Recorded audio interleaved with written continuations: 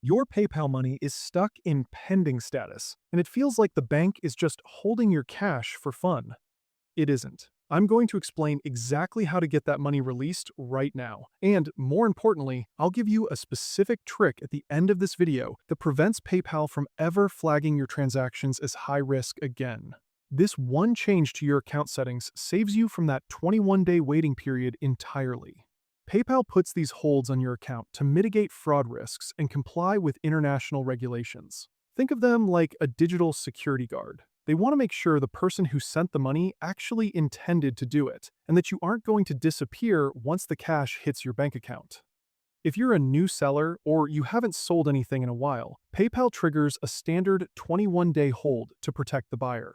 They also get nervous if you suddenly sell something very expensive or if you're shipping electronics and gift cards, which are famous for being part of scams. First, you need to check the sender's side. If you sent money and it's pending, you likely sent it to an unverified email or a phone number that isn't actually linked to a PayPal account yet. The person on the other end needs to manually claim that payment or verify their email for the money to move. Next, look at the payment method. If you used an eCheck or a standard bank transfer, those take 3 to 5 business days to clear because banks are slow. Credit and debit cards are faster, but can still take 48 hours to fully process. Now, if you're the receiver and the money is sitting there, simply upload your tracking information immediately. This is the fastest way to prove the transaction is real.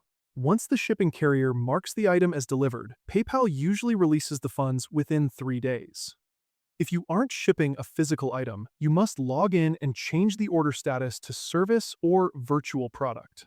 This tells the system there is nothing to ship, which can speed up the release.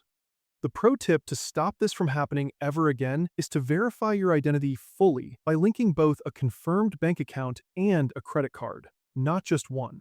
Most people stop after adding a card, but having both removes the unverified flag that triggers these holds. Also, keep a small balance in your PayPal account rather than withdrawing every cent. A zero or negative balance makes the system think you're a high-risk user. Now that your cash is moving, you should check out my guide on how to lower your transaction fees so you keep more of that money.